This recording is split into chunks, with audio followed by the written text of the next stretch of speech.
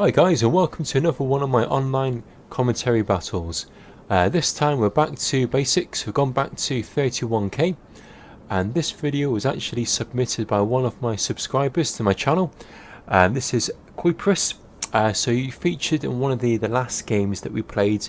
I think it was probably 2 videos ago, but he's actually submitted one of his own games that he played the other day, and he's playing alongside we've got Piper again of the COH clan, and we have got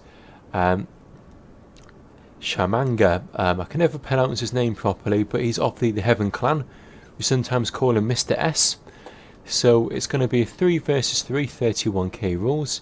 We've got a couple of clan members, and we've got Kuipris. So we just have a look at their builds. Seleucids have got 1, 2, 3, 4, 5, 6, 7, 8, 9. It looks like 2, 4, 6, 8. No, he's got 10 silver shield pikemen, followed by 4 legendary silver shields, and then the bulk of his attacking force, he's got 6 cataphracts. If we look at Piper's forces, he has got 2 archers, 1, 2, 3, 4, 5, 6, 7, 8, 9, 10, 11, 12 urban cohort, and then he's got 6 Praetorian cav. And then if we look at Heaven member Mr. S, he has got 5 Praetorian cav and then 15 urbans. Now I believe they're going to be playing against the Brotherhood, so we have got one member who's brought the Macedonian army, and then the other 2 look like they've brought the Julii factions.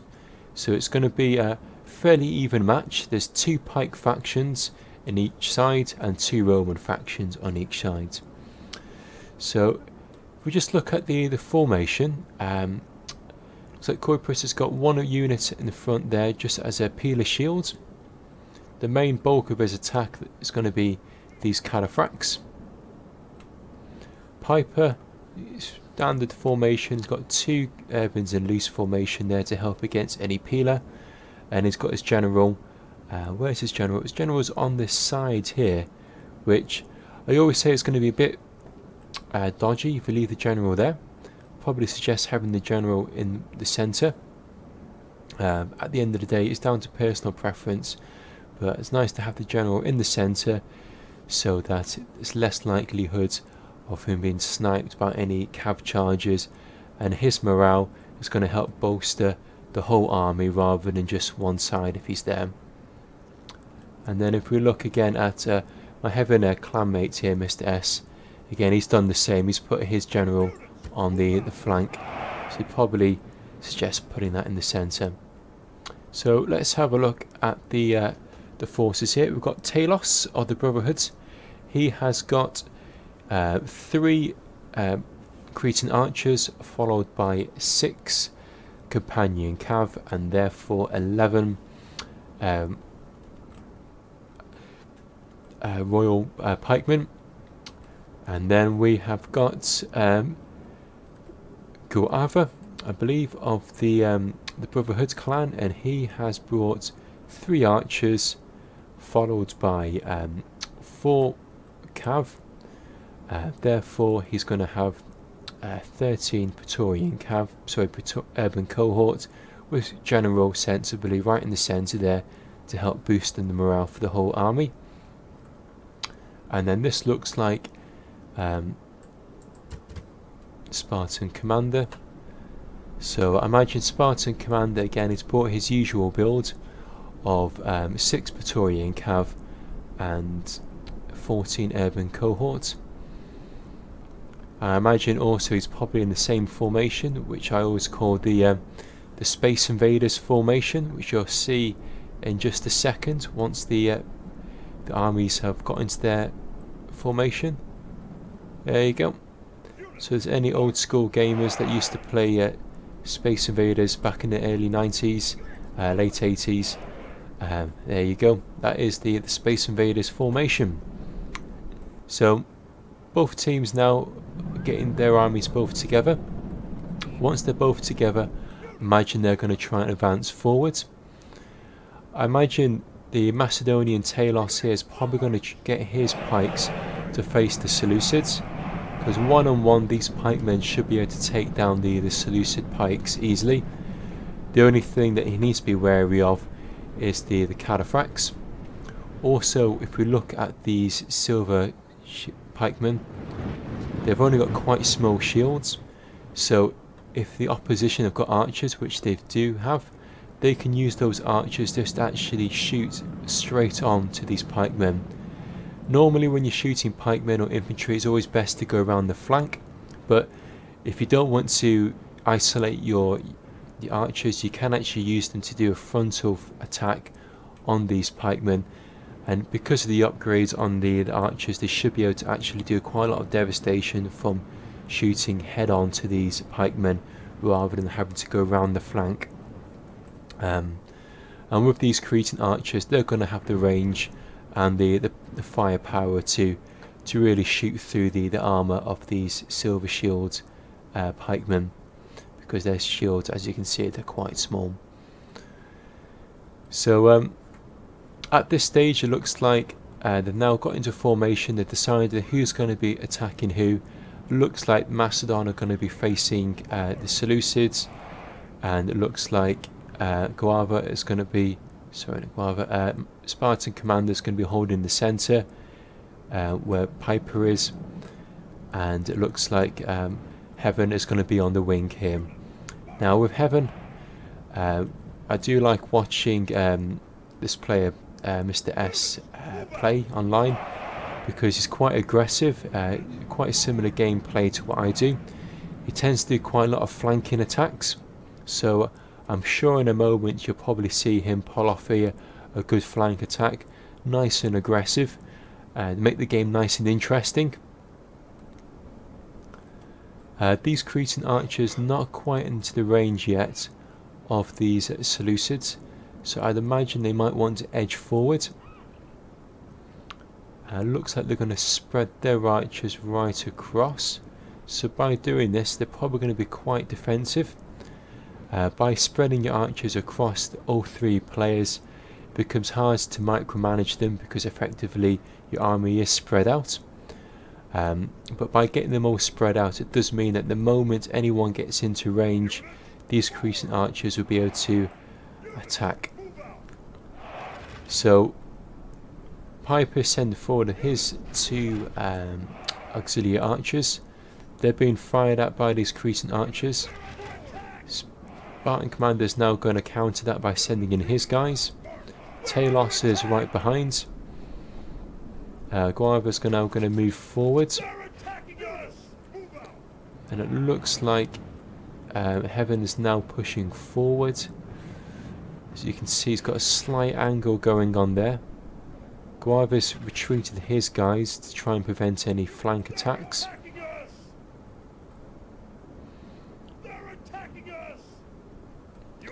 Both sides are now using archers to their maximum capability, trying to take out one another as much as they can.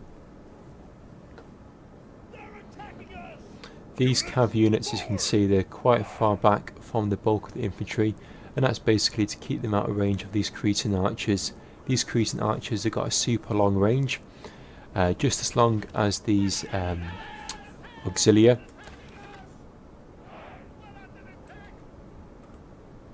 So as far as who's got the upper hand at the moment, I'd say the Brotherhood probably slightly got the advantage.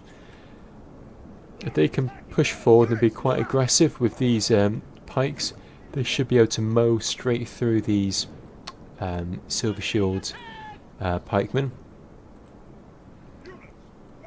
And then Seleucids now got their guys into loose formation. That's probably to prevent the damage of that these Cretans are doing to them, because as I say, they can just shoot straight into these pikemen without, and cause a lot of damage without having to go around the flanks. Some of the Cretan archers now are diverted their missile fire into these auxiliary archers. So now that they've pretty much lost the archer battle, they need to be quite aggressive. So it looks like Heaven is now getting ready for a flank attack. He's pushing one unit forward to use it as a peeler screen. And as he does that, he's moved in another unit.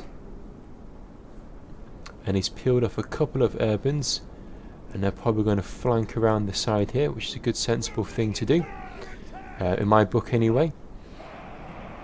I know some players say it's not worth to flank, but I think in 31k if you flank well, it can be quite beneficial and pay off dividends.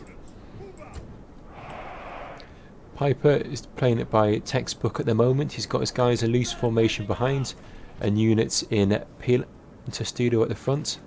That's basically to nullify any of Spartan Commander's peeler.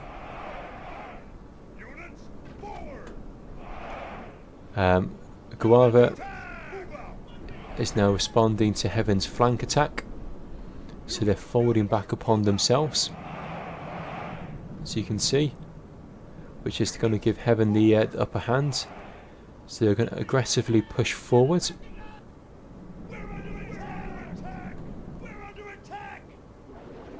And it looks like on this side it could go either way at the moment. I would have thought the Macedon Talos would have had the advantage there, as he's got the better infantry units. He's now going to push forward with his bulk of his infantry to take down these Seleucid pikemen.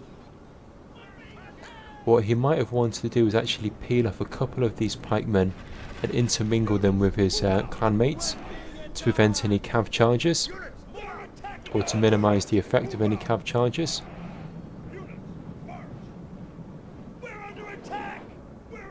So again, Heaven's got his guys spread out. His general's at the back, which is nice and safe. He's now going to try and fold in on Guava here. Brotherhood have got their cav at the back there.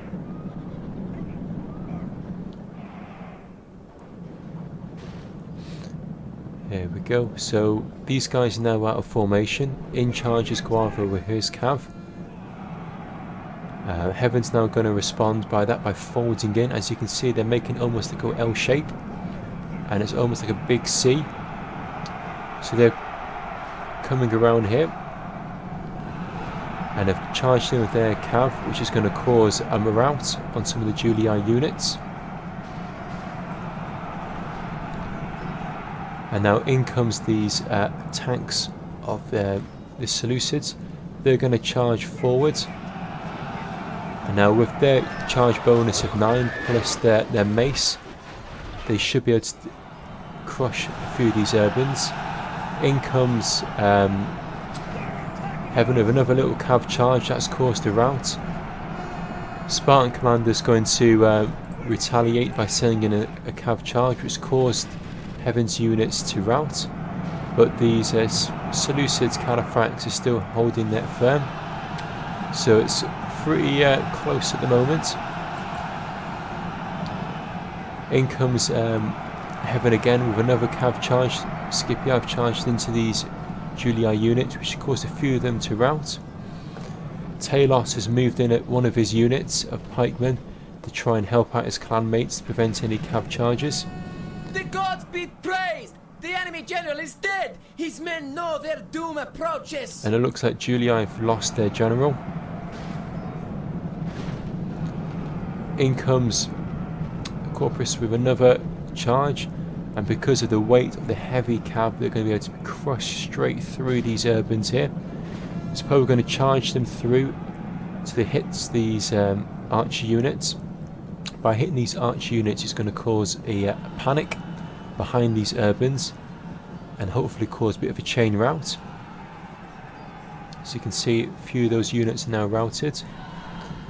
Talos has got a lot of his units all snagged up on these Silver Shield pikemen, and the Silver Shield pikemen aren't going to win one-on-one, but they're doing a great job installing these pike units. Whilst they're being stalled, Heaven and Piper and these armoured cataphracts being able to take out these isolated Julii units. So you can see Heaven's got his guys all surrounded these Julii units. In comes Piper with a cav charge. So if he charges straight down here where my cursor is, he should be able to cause a chain rout. And if he can actually hit this Julii general unit, that will knock out the best part of Guava's forces. Frantically on this side, it looks like Guava's trying to do hammer and anvil strikes upon these Seleucid pikemen. But it's okay at the end of the day, because effectively all of these units were doing was just stalling the Macedonian forces. If the rest of Heaven and Piper can knock out the rest of these Julii units, they should get the upper hand. The enemy general with fear. Now he flees the field like a coward. There we go. So it looks like Spartan Commander's general is now, Guava's general is now routed. Spartan Commander's general has been isolated. So in comes Piper with a cav charge. It managed to rout them. So that was some great teamwork by Piper and Heaven there, and Koipris. So really well played. They've managed to knock out both of the Roman players, and therefore Talos left on his own. Now he's got pikes which are good, but he's going to lose all manoeuvrability. So the only thing he can really do is potentially box up his pikes and play defensively. But his units are isolated. They're not all together, so they're going to be vulnerable against cav charges in bulk. Army is in flight. Pursue them. Drive them from the battlefield. In charges Carafrax, and yes, they are charging head straight into these units, but they have got the numbers on their side, and the Macedonian pikemen are all isolated, so they're going to rout in a matter of seconds. There's a couple of units left here, but I think Talos is probably going to throw in a towel at any moment. Guava's got a couple of cav units left, but there's going to be no chance of bringing this back. He's just probably going to admit defeat any moment now. And that's it. A heroic victory, worthy of Greek soldiers. So that was an excellent game. Really well played on the Piper, Heaven and Koipris. As you can see, they played well as a team there. They managed to stall Talos' troops with the Seleucid pikes, and then used the Urbans and the Cataphracts to really chew up the Julii players. So if we look at the kill counts, Koipris has got 1,255 kills, and Heaven has 1,293 kills, which is very respectable. And Piper got an amazing 1,870 kills, so really well played. Because they played so aggressively from the get-go, put the advantage onto their side. So Spartan Commander, he only got 651 kills because his guys were quite tied down. Talos did really well, 1,472 kills. It's probably the majority of those kills from those pikemen that he had that munched up the Seleucid infantry, and Guava got 1,191 kills, which is a very respectable amount. So that was a well played on all the guys there. I hope you guys enjoyed that game. It was a great replay, so thanks once again Koipris for sending that replay to me. If you guys have any more great battles that you've played, please let me know. I'm sure I can put some comments to it and get the game hosted up on my channel. So thanks again for watching. I hope you guys enjoyed. If you do like the video, please leave a little comment, please like and please subscribe. I think I'm up to now 50 subscribers to my channel, so I'm really chuffed with that, really stoked. So thanks once again for watching, subscribing, and I hope you guys continue to watch my videos. This is Biscuits signing out and wishing you all the best. Okay, bye now.